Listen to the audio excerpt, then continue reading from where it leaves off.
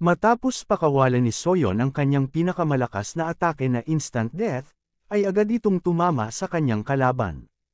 Ngunit sa kabila nito, ay nagawa niyang makayanan ang atake at nagsimula pang ang tumawa, sinasabing, "Malas mo lamang, dahil kung ibang anghel ang tinamaan ng atake mong iyon, ay baka namatay ka agad.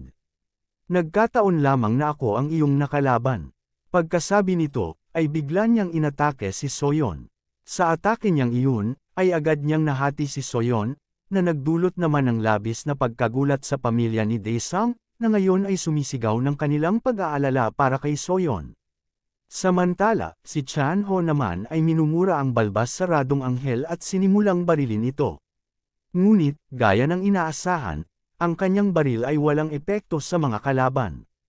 Bagkus, ay nagsimula pang sumugod ang mga ito at sinimulang kainin ng buhay si Chan-ho, maging ang kanyang kapatid at ina. Sa kabilang banda, si Daesung, habang pinagmamasdan ang lahat ng ito, ay nagsimulang manginig sa sobrang galit. Pagkatapos, ay sumigaw siya, sinasabing, "Papatayin ko kayong lahat." Matapos niyang gawin ito, ay nagsimulang lumabas ang mga itim na anino at sinabi sa kanya, "Ang lahat ng ito ay hindi pa nangyayari, at magaganap lamang pagkatapos mong mamatay. At bagamat hindi pa ito aktwal na nangyayari, ay makakasigurado ka naman na nakatadhana na itong maganap." Sa pagkarinig nito, ay galit na sumigaw si Daesung, sinasabihang, "Manahimik kayo." Samantala, habang nalulunod siya sa sobrang galit, ay bigla niyang narinig ang boses ni Satan, na tinatanong siya, "Nakita mo ba kung ano ang mangyayari sa hinaharap?" Dahil dito, ay tuluyan ng natauhan si Daesung at bumalik sa classroom na kinaroroonan niya kanina. Ngayon, ay napapatanong siya, "Ang lahat ba ng iyon ay mangyayari pa lamang?" Ngumiti naman si Satan at sinabi, "Kung magpapatuloy ang mga bagay-bagay gaya ng nangyayari ngayon, ay siguradong mangyayari nga ang lahat ng iyong nakita kanina." Kasabay nito, ay nagkomento ang mga evil spirits, sinasabing, ang lahat ng kanilang nakita ay masyadong boring. Hindi naman pinansin ni Daesung ang mga sinasabi nila. Sa halip, ay naaasar niyang tinanong si Satan, "Ano ba talaga ang iyong motibo sa pagpapakita sa akin ng mga ilusyon na iyon?" Muling ngumiti si Satan sa kanya at sinabi, "Tutulungan kita sa magaganap mong laban sa mga anghel." Nagtataka namang tinanong ni Daesung, "Paanong tulong?" Dito, ay sinabi ni Satan, "Ipapahiram ko sa iyo ang aking mga anino, at tutulungan ka ng mga ito na paslangin ang mga nilikha ni Luthra upang masigurado mong makakabalik ka ng ligtas sa iyong mundo." Sa pagkarinig nito, ay agad na kumontra ang dalawang evil spirits at sinabi, "Ano, hindi naman kami sumang-ayon sa desisyon mong ito." Hindi naman sila pinansin ni Daesung. Sa halip, ay tinanong niya si Satan, "Bakit mo ako tinutulungan?" Napaisip naman si Satan sa tanong niyang ito, sinasabing, "Magandang tanong iyan. Bakit nga ba kita tinutulungan?" Habang ginagawa niya ang kanyang pag-iisip, ay nagkukomento ang mga evil spirits sa kanyang tabi, sinasabing, "Para iyon sa kanyang katawan." Dahil dito, ay nakangiting sinabi ni Satan, "Tama sila, iyon ay para maibalik sa akin ang aking katawan." Nang marinig ito, ay nagtatakang tinanong ni Daesung kung ano ang kanyang ibig sabihin. Kaya dahil dito, ay ipinaliwanag ni Satan, "Noong naglaban kami ni Luthra, ay pinutol-putol niya ang aking katawan at ibinigay iyon sa kanyang mga bastardong nilikha." Kasunod nito, ay sinabi ng mga evil spirits, "Ang kausap mo ngayong si Satan ay walang pisikal na katawan. Iyon din ang dahilan kung bakit hindi kami makaalis sa lugar na ito.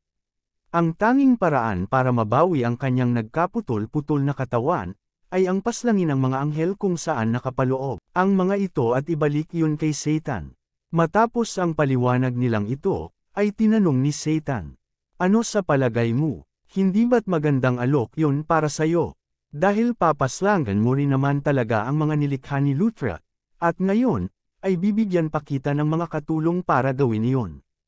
Matapos marinig ang sinabi ni Satan, ay sinabi ni Daesung, "Bago ako sumagot sa alok mong ito, ay meron lamang akong gustong malaman."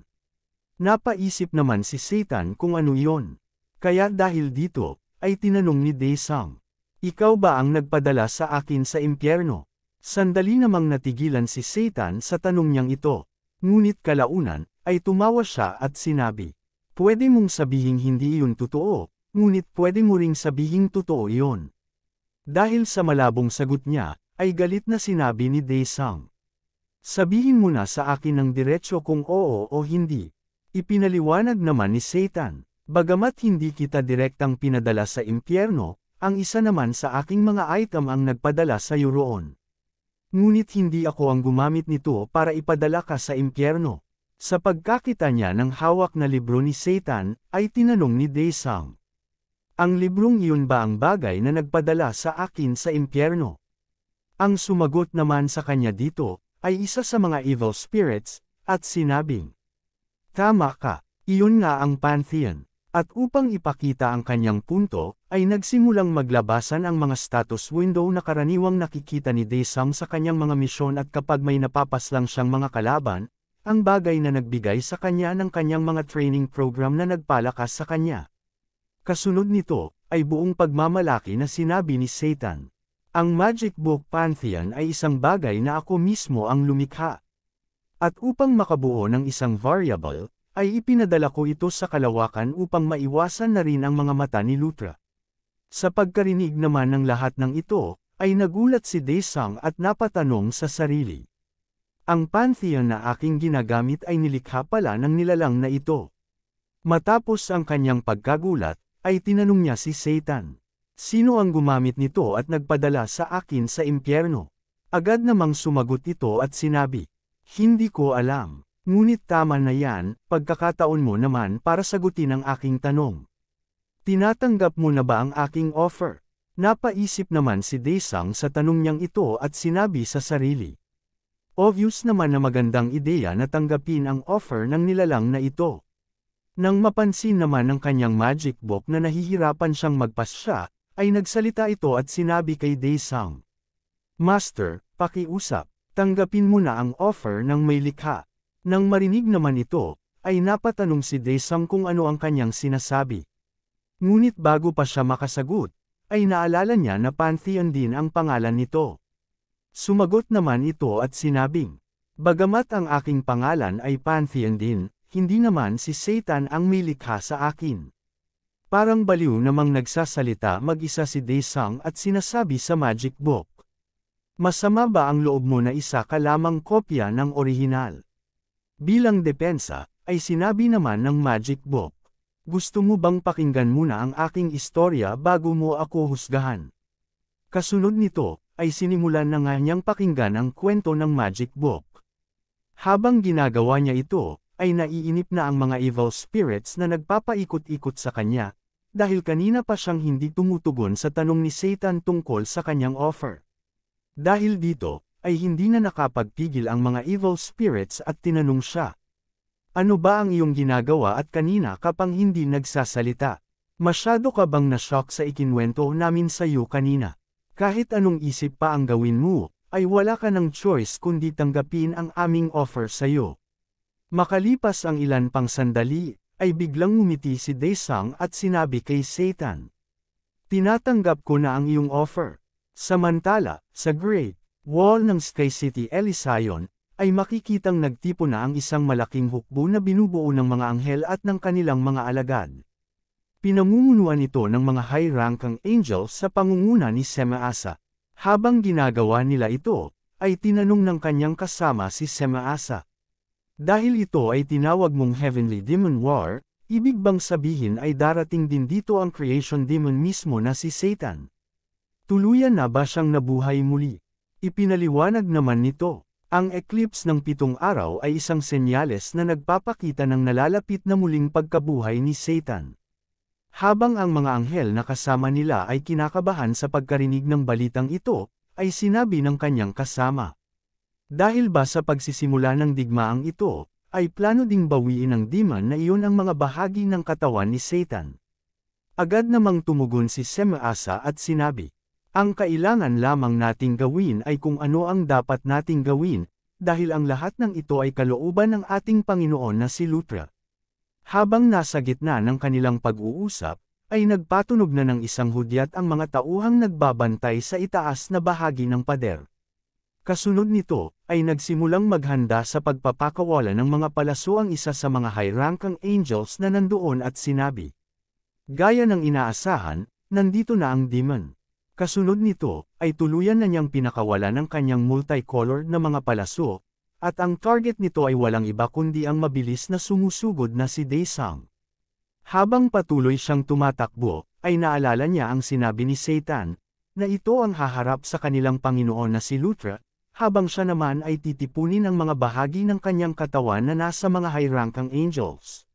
Dahil dito, ay sinabi niya sa kanyang sarili, ang una kong dapat gawin ay tapusin ang mga nakakalat na mahihinang anghel. Ngunit bago pa niya magawa iyon, ay nakita niya ang paparating na mga palaso na pinakawalan kanina ng Archer Angel sa ibabaw ng pader.